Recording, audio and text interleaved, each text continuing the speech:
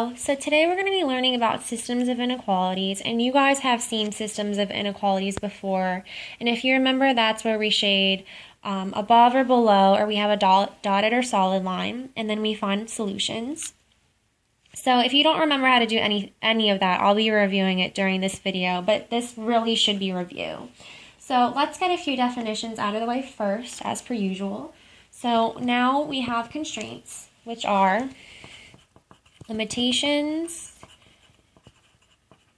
that can be translated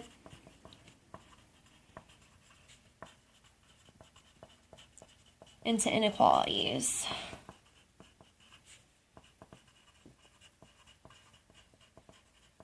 And we find our constraints by reading through the word problem and picking out any math or any important information that we see.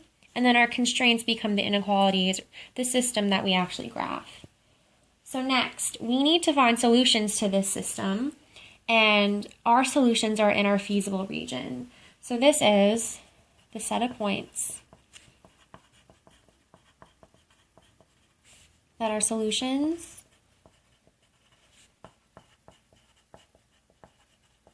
to a system of inequalities. And if you remember, if we're graphing like a system of two inequalities, then the double shaded region would represent any possible solutions. If we're graphing two lines, then their intersection is a solution, given that it's two solid lines. So that's the kind of idea we're going to be combining here. And then our vertices are possible solutions of our feasible region, because this is going to be an actual shape, a region, so it has vertices. So these are the corners of the feasible region.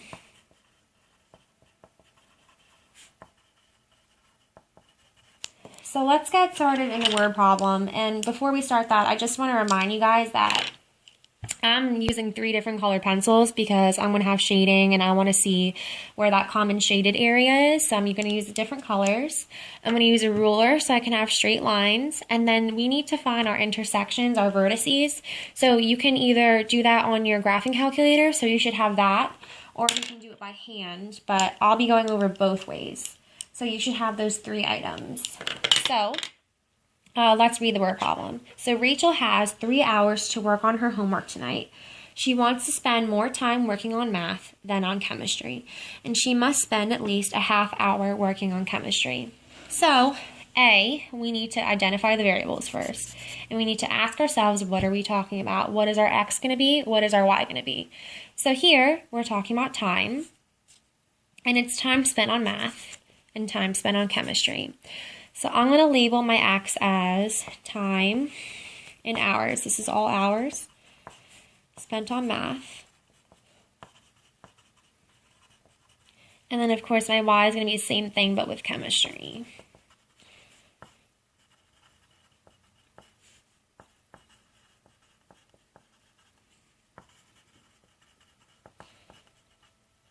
Okay, so next I need to find my constraints, and I'm going to be using different colors so I can differentiate between the inequalities. So let's read the first sentence, and this is going to be my first constraint, or my first inequality. So Rachel has 3 hours to work on her homework tonight. She can work less than 3 hours. She can work the full 3 hours, but she has no time to do any more than 3 hours. So we'll label this as time spent on math plus time spent on chem is less than or equal to 3, because she can't do any more than 3. She can do 3, or she can do less, and so that'll be a less than or equal to. So next I'll have my red, which is she wants to spend more time working on math than on chemistry. So math absolutely has to be more than chemistry. So my math is x, and that has to be greater than y. They can't be equal. Y can't be greater. Math has to be more than chemistry. So x is greater than y is our second inequality. And then lastly, we have this piece of information here.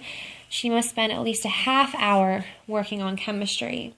So chemistry is our y, and it's going to be greater than or equal to 0.5, because she can spend at least that 0.5. She can spend more, but she can't spend any less than that 0.5. So this is our system that we're going to be graphing. These three inequalities right here, which are also our constraints. And then we also have like common sense constraints. And we can't ever have like negative time or anything. So x is always going to be greater than or equal to 0. Y is always going to be greater than or equal to 0. So those are our common sense restraints. So let's flip over and graph these. And just so I don't have to keep flipping back and forth, I'm going to rewrite my inequalities right here.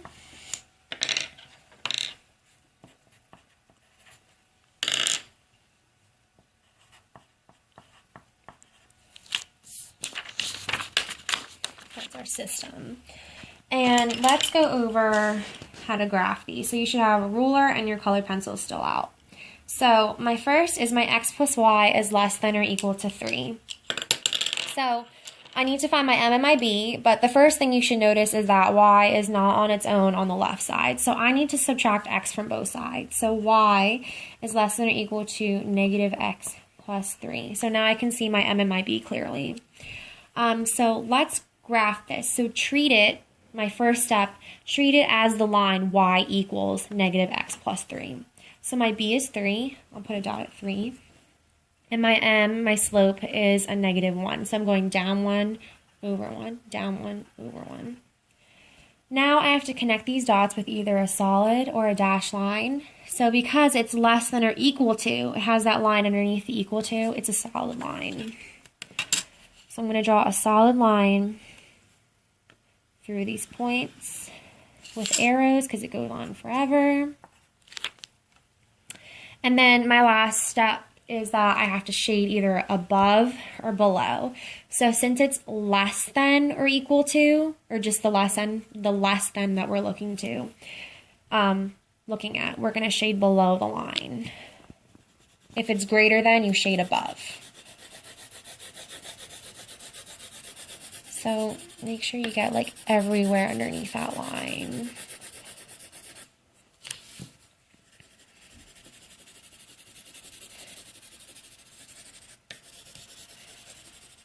Okay, so my y is less than or equal to negative x plus 3 is done. But I need to label these lines. So this is y equals negative x plus 3. Okay, so let's move on to x is greater than y. But I need a y equals equation, so I'm just going to flip it around. So that means that y is less than x if I just flip it. So I'm going to graph the line y equals x. My b, my y-intercept, is a 0 because it's not there. My slope is 1. There's an imaginary 1 in front of that x. So I'm going up 1, over 1, up 1, over 1. Now here, it doesn't have that equals underneath the less than symbol. So it's going to be a dashed line. So I'm going to put a dashed line through the point.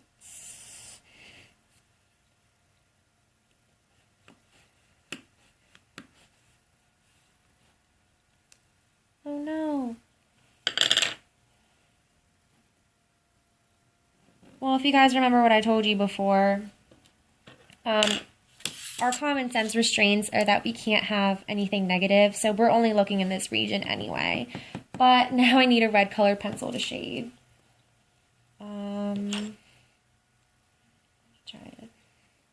Good. So there's my line, and it's a less than, I shade below. So here's below. Everywhere underneath that line.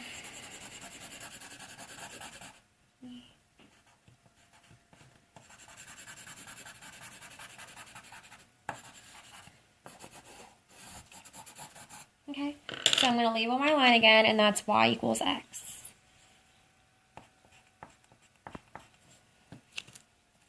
And then lastly, I have my y is greater than or equal to 0.5.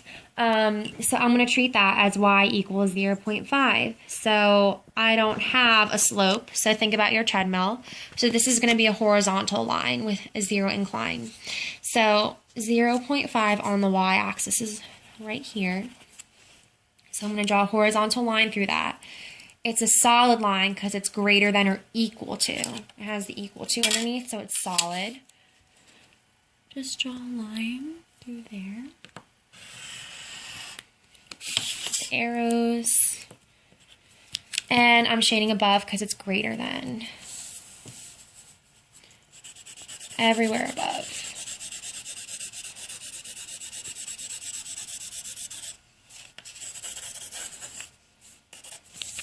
And then I'm going to label, that's the line y equals 0.5. All right, so I graphed my inequalities, I labeled the lines, and now I just need to identify my feasible region. So my feasible region is where you can see all three shadings. So you can see here that this is my feasible region because it has blue, green, and red. So that's my feasible region, this triangle right here. So I'm going to highlight that in black, and I'm going to keep whether it's dotted or solid. So here it's dotted, here it's solid. So my feasible region is this triangle right here. This region is where my solutions can be. So in this triangle.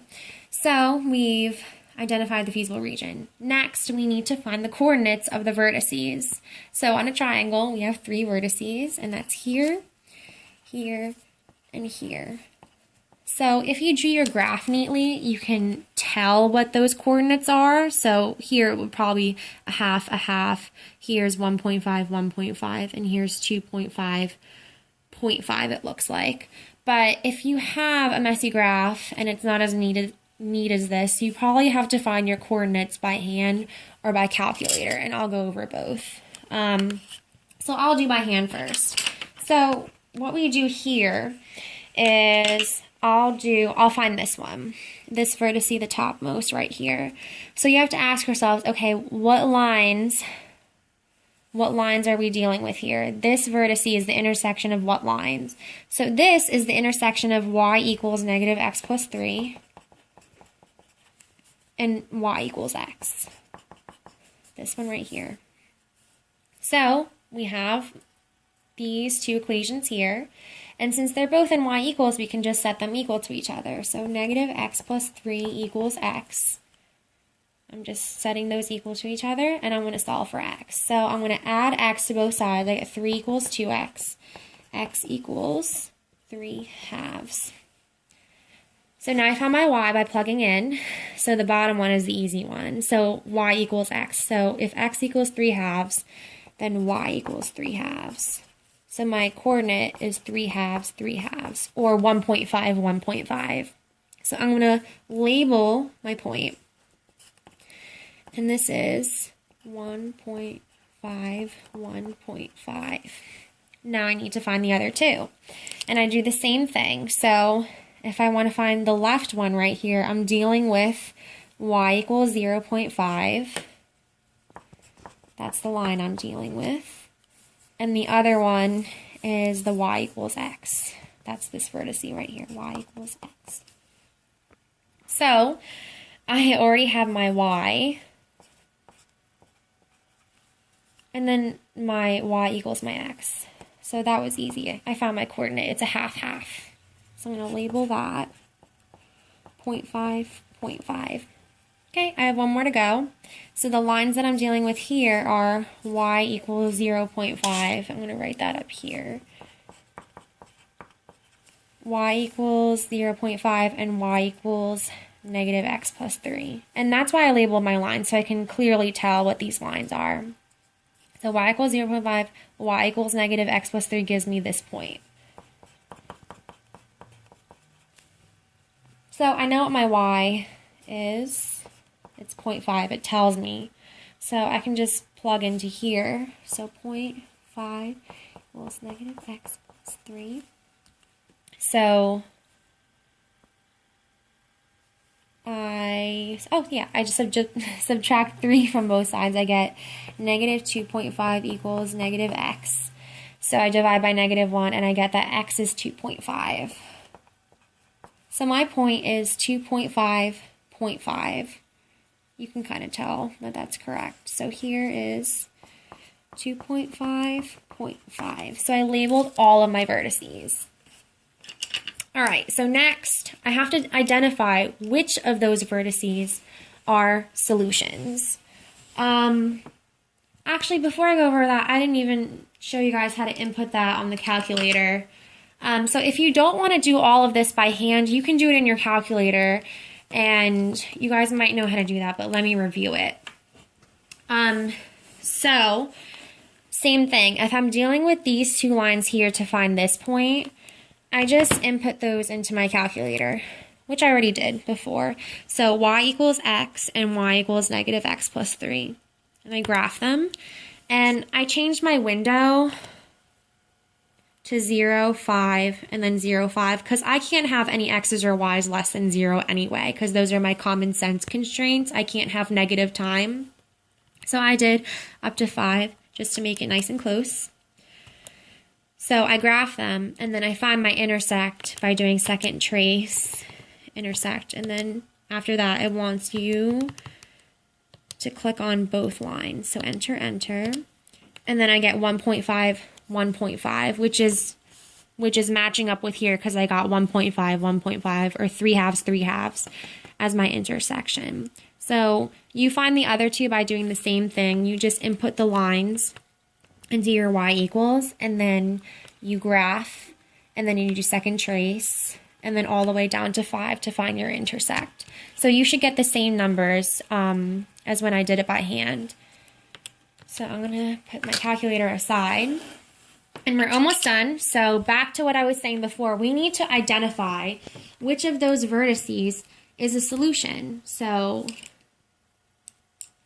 we have 1.5, 1.5, y equals 0.5, and 0.5, 0.5. Oh, sorry, I highlighted the line. So it's 2.5, 0.5, 1.5, 1.5, and 0.5, 0.5. So we need to look at solid or dotted. So can this point, this vertice, be a solution?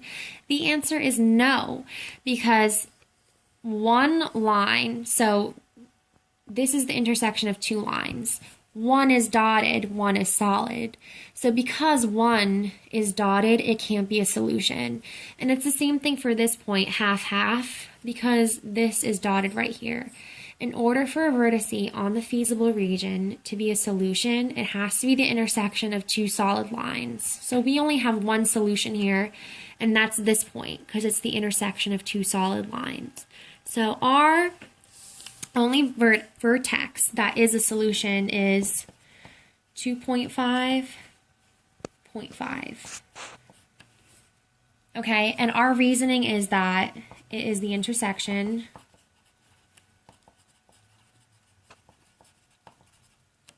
of two solid lines. So in terms of the vertices, that point, that vertex is our only solution. Forget the other two. So now we have to identify other points that are solutions. So if you remember back all the way back when you were learning the beginning algebra concepts and you were graphing inequalities, we need to look at the triple shaded region. So, or double shaded, but here we're dealing with triple because we have 3 inequalities. So other solutions can be in the triple shaded region, which is our feasible region. So if I want to pick the point, like 2.5, all right, because it's on a solid line, that's a solution. If I want to go in the region, so if I have like 1.51, that is a solution as well because it's in this feasible region. So any point in here and any point on these two solid lines are solutions. The dotted line, they're not included, so those can't be solutions. So in terms of the problem, these solutions mean that my x are my time on math, my y is my time on chemistry, if you remember your variables. So we would satisfy the constraints if we plugged in any of these points. She can spend 2.5 hours on math and a half hour on chemistry and still satisfy her constraints. She can spend 2 hours on math, half an hour on chemistry, and still satisfy. She can spend 1.5 hours on math and 1 hour on chemistry and still satisfy her constraints. And there can be many, many possibilities. You don't have to choose these two numbers, although that vertex you have to understand is a solution. So you can choose anywhere in this feasible region or on that solid line, and it'll still satisfy her constraints. So we can have many solutions. So that concludes this video on how to solve a system of inequalities in a word problem. Thank you.